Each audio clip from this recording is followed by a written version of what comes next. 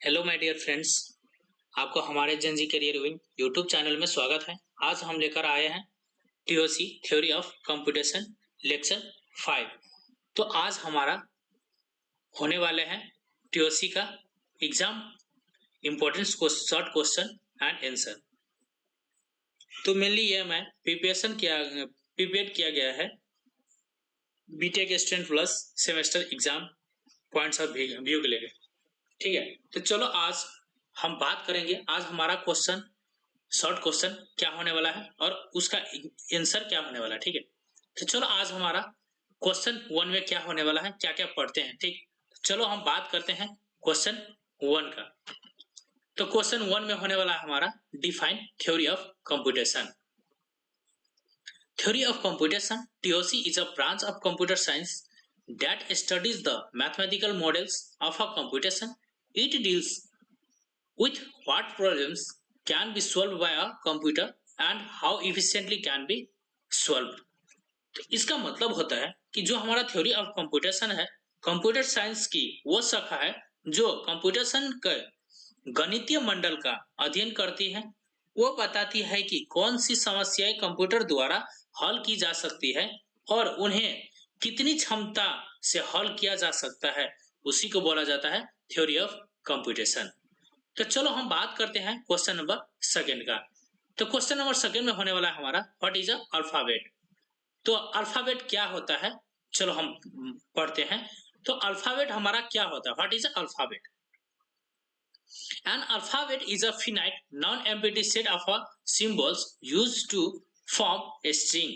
तो अल्फाबेट पर मतलब सिंबल्स का एक सीमित तथा रिक्त को होने वाला मतलब इनफिनाइट मतलब जिसको बोला जाता है नॉन एम्प्टी समूह होता है जिसके स्ट्रिंग बताती है। ठीक है, तो जो हमारा अल्फाबेट होता है वो उसमें फिनाइट और नॉन एम्प्टी सेट का सिंबल्स क्या करता है, create of a string, that is a alphabet. तो चलो हम बात करते हैं एग्जांपल का। तो हमारा एग्जांपल होने वाला है sigma equals to curly braces 0,1 और sigma equals to curly braces a,b,c। ऐसे क्या होता है, हमारा अल्फाबेट क्रिएट होता है। ठीक है, तो चलो हम बात करते हैं क्वेश्चन नंबर 3 में क्या होने वाला है। क्वेश्चन नंबर 3 में होने वाला है what is a string. A string is a finite sequence of symbols taken from an alphabet. तो देखो स्ट्रिंग की किसी भी अल्फाबेट के प्रतियों को सीमित क्या होता है, फिनाइट सीक्वेंस होता है। क्या होता है, फिनाइट सीक्वेंस जताता है।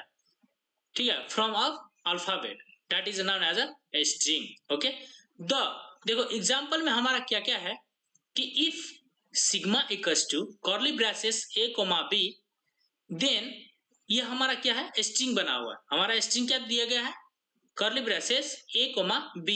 देन इसको हम कैसे लिख सकते हैं, a,b,b, b,a,a,b, and a are the string.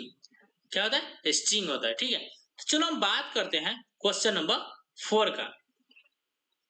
तो क्वेश्चन नंबर 4 में मेरा होने वाला है what is a empty string. ठीक है, क्या होने वाला है, what is a empty string. The empty string is a string that contains no symbol. Its length is 0. मतलब जो ऐसा empty string है जिसका कोई क्या होता है, स्ट्रिंग नहीं होता है, कोई इसका सिंबल्स नहीं होता है, कोई वैल्यू नहीं होता है, इसका लेंथ क्या होता है, 0 होता है, उसी को बोला जाता है empty string। ठीक है, एग्जाम्पल में क्या है, empty string जिसका वैल्यू 0 होता है। ठीक, तो चलो हम बात करते हैं क्वेश्चन नंबर 5। तो क्वेश्चन नंबर 5 में हमारा होने वाला है व्हाट इज अ लैंग्वेज। तो लैंग्वेज क्या होता है, सबसे पहले ये समझेंगे। लैंग्वेज हमारा टीओसी थ्योरी ऑफ कंप्यूटेशन में क्या काम करता है, इसका मतलब क्या है। ठीक है, चलो हम बात करते हैं लैंग्वेज का। A language is a set of string form using the symbols of an alphabet. ठीक है, तो हमारा लैंग्वेज क्या होने वाला है, सबसे पहले हम समझेंगे जो हमारा set of a string form using the symbols of an alphabet that is known as language. ठीक है, तो चलो हम बात करते हैं एग्जांपल का। हमारा एग्जांपल में क्या होने वाला है, if sigma equals to curly braces a,b then language हमारा क्रिएट होता है जो हमारा स्ट्रिंग दिया गया है sigma equals to curly braces a,b। तो देन हमारा लैंग्वेज क्रिएट होता है language equals to curly braces a comma a b comma a b b is a language. ठीक है, इसी को बोला जाता है लैंग्वेज। ठीक, तो चलो हम बात करते हैं क्वेश्चन नंबर 6 का। तो क्वेश्चन नंबर 6 में हमारा क्या होने वाला है, फिनाइट एटोमेटा, जिसको बोला जाता है शॉर्ट फॉर्म में एफ ए। ठीक है, अब फिनाइट एटोमेटा जिसको बोला जाता है F A is a mathematical models used to recognise और accept regular language. It consist of a finite numbers of a state and the transition. ठीक है, इसी को बोला जाता है फिनाइट लैंग्वेज। तो ये हमारा हिंदी में समझेंगे अच्छे से। तो फिनाइट लैंग्वेज क्या होता है? फिनाइट लैंग्वेज एक गणितीय मॉडल जिसको बोला जाता है मैथमेटिकल मॉडल, जैसी उसकी उपकरण जिसको उपयोग जिसको बोला जाता है रेगुलर लैंग्वेज को क्या होता है, रिकॉग्नाइज करता है, स्वीकार करता है। ठीक है, करके क्या करता है, उसको करने के लिए किया जाता है और उसको क्या होता है, सीमित संख्या पर स्टेट और ट्रांजिशन करने के लिए मदद करता है। ठीक है, उसी को बोला जाता है फिनाइट एटोमेटा। तो चलो हम बात करते हैं क्वेश्चन नंबर 7 में हमारा क्या होने वाला। क्वेश्चन नंबर 7 में होने वाला हमारा what are the components of finite automaton. तो एटोमेटन देखो हमारा क्या है, फिनाइट एटोमेटन। ठीक है, तो इसका कंपोनेंट्स क्या क्या होने वाला है, तो हम बात करते हैं। और finite automaton is represented by the 5 tuples. ठीक है, तो 5 टपल्स हमारा क्या क्या होने वाला है, F equals to finite automaton, Q is a finite set of states, sigma equals to input alphabets, transition functions, q0 equals to start state, f is a set of a final or accepting states। ठीक है, that is none of the components of a finite automaton। ठीक है, तो चलो हम बात करते हैं क्वेश्चन नंबर 8 में। तो क्वेश्चन नंबर 8 में होने वाला है हमारा what is a start state. क्या होता है what is a start state.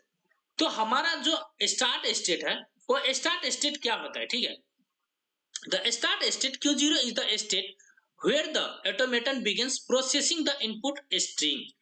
Start string वो स्टेट है होता है जो ऑटोमेटन की इनपुट स्ट्रिंग को पढ़ना और शुरू करता है, और प्रत्येक फिनाइट ऑटोमेटन में केवल एक स्टार्ट स्टेट होता है, उसी को बोला जाता है स्टार्ट स्टेट। स्टार्ट स्टेट क्या चीज से स्टार्ट स्टेट जताता है, q0 से रिप्रेजेंट करता है q0 से। ठीक है, तो चलो हम बात करते हैं क्वेश्चन नंबर 9। तो क्वेश्चन नंबर 9 में हमारा होने वाला है फिनाइट डिमिनिस्टिक फिनाइट एटोमेटा, जिसको बोला जाता है डीएफए।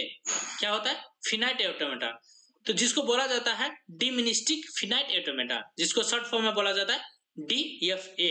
ठीक है, तो चलो ये हमारा डीएफए क्या होता है। ठीक है, तो चलो हम बात करते हैं डीएफए क्या होता है। डिमिनिस्टिक फिनाइट ऑटोमेटन जिसको बोला जाता है DFA is a finite automaton in which each state has the exactly one transition for every input symbols। DFA ऐसा इनफिनाइट ऑटोमेटन है जिसमें प्रत्येक स्टेट के लिए प्रत्येक इनपुट सिंबल पर केवल एक ही ट्रांजैक्शन होता है, जिसको बोला जाता है एम्प्टी स्ट्रिंग ट्रांजिशन नहीं होता है। इसमें एम्प्टी स्ट्रिंग ट्रांजैक्शन नहीं होता है, इसमें एक ही स्टेट में क्या होता है, केवल एक ही में क्या होता है ट्रांजैक्शन होता है। ठीक है, इसी को बोला जाता है डीएफए, जिसको बोला जाता है डिमिनिस्टिक फिनाइट ऑटोमेटा। ठीक है, तो चलो हम बात करते हैं क्वेश्चन नंबर 9 में। डिफाइन नॉन डिमिनिस्टिक फिनाइट ऑटोमेटन, जिसको बोला जाता है एनएफए। तो क्या होता है, और नॉन डिमिनिस्टिक फिनाइट ऑटोमेटन जिसको शॉर्ट फॉर्म में बोला जाता है NFA is a finite automaton in which a state can have 0 or 1 more transition for the same input symbols। It may also have the empty string transition। तो इसको non डिमिनिस्टिक finite automaton क्या होता है कि जो हमारा एनएफए ऐसा finite automaton है जिसके किसी भी स्टेट के लिए एक ही इनपुट सिंबल पर 0, 1 या अनेक ट्रांजैक्शन हो सकता है, इसके एम्प्टी ट्रांजैक्शन भी हो सकता है। इसमें क्या होता है एम्प्टी स्ट्रिंग ट्रांजैक्शन भी हो सकता है, इसको होता है एनएफए, जिसको बोला जाता है एनएफए नॉन डिमिनिस्टिक फिनाइट ऑटोमेटन। ठीक है, तो चलो हम बात करते हैं क्वेश्चन नंबर 10। तो क्वेश्चन नंबर 10 में होने वाला है हमारा कि differentiate between DFA and NFA. तो डीएफए का मतलब होता है डिमिनिस्टिक फिनाइट ऑटोमेटन, NFA क्या होता है, नॉन डिमिनिस्टिक फिनाइट ऑटोमेटन। ठीक है, तो चलो बात करते हैं हम DFA और NFA में क्या डिफरेंस है। Exactly one transaction for each input symbols. इसमें क्या होता है, जो हमारा इनपुट सिंबल होता है इसमें एक ही बार ट्रांजेक्शन होता है। इसमें क्या होता है, एक से ज्यादा ट्रांजेक्शन हो सकता है, इनपुट सिंबल्स हो सकता है। ठीक है, तो चलो हम बात करते हैं नो एम्प्टी स्ट्रिंग ट्रांजेक्शन। इसमें क्या होता है, एम्प्टी स्ट्रिंग ट्रांजेक्शन नहीं होता है। इसमें क्या करता है, अलाउ करता है, एम्प्टी स्ट्रिंग भी अलाउ होता है, जिसको बोला जाता है NFA। Only one possible path, इसको क्या होता है, केवल एक ही कंपोनेंट्स पाथ होता है DFA में। इसमें मल्टीपल होता है, कई मल्टीपल पाथ हो सकता है। ठीक है, NFA में। और DFA में क्या होता है, इजियर टू इम्प्लीमेंट, इम्प्लीमेंट कर आसान होता है, इम्प्लीमेंट करना आसान होता है DFA में। और इसमें क्या होता है, इजी टू डिजाइन कर सकता है NFA में। तो चलो हम बात करते हैं इसमें DFA में क्या होता है। बोथ रिकॉग्नाइज रेगुलर लैंग्वेज, दोनों रेगुलर लैंग्वेज को स्वीकार करते हैं। और इसमें क्या होता है कि जो दोनों रेगुलर लैंग्वेज को स्वीकार करते हैं, ये भी क्या करता है, both recognize and the regular language को स्वीकार करता है। NFA और DFA both are same. Okay, तो चलो बात करते हैं हम क्वेश्चन नंबर 11 में हमारा क्या होने वाला। क्वेश्चन नंबर 11 में होने वाला है हमारा, what is a transition function. ठीक है, तो ये ट्रांजिशन फंक्शन क्या होता है। A transition function specific how an automaton moves from one state to another where and the input symbol is read, DFA, NFA, Q into sigma, Q into sigma, Q into sigma equals to Q, Q into sigma equals to 2 का power Q। ठीक है, तो चलो हम बात करते हैं सबसे पहले कि ट्रांजैक्शन फंक्शन क्या होता है। ट्रांजैक्शन फंक्शन वो नियम है जो बताता है कि किसी भी इनपुट को पढ़ने पर ऑटोमेटन के स्टेट की दूसरी स्टेट में जाए, मतलब जाने के लिए मदद करता है। ठीक है, उसी को बोला जाता है ट्रांजिशन फंक्शन।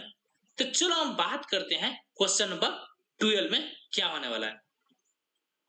तो क्वेश्चन नंबर 12 में होने वाला है हमारा, what is an accepting final state. ठीक है, तो an accepting final state is a state in which after processing the entire input string, the automaton accepts the string it belongs to the set of F।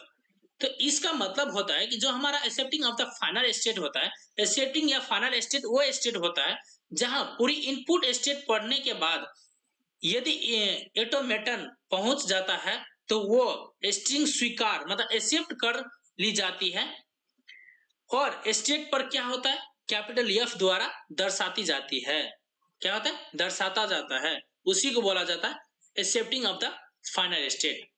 तो thank you friends, तो आपको हमारा video बने कर रही है, तो thank you so much. तो चलो हम आपके लिए इंपॉर्टेंट क्वेश्चन, जिसको लॉन्ग क्वेश्चन बोला जाता है थ्योरी ऑफ कंप्यूटेशन का, क्या एग्जाम में बहुत इंपॉर्टेंट क्वेश्चन आने वाला है हमारा मिड टर्म में, वो सारी चीज हम यहाँ पे बात करते रहेंगे।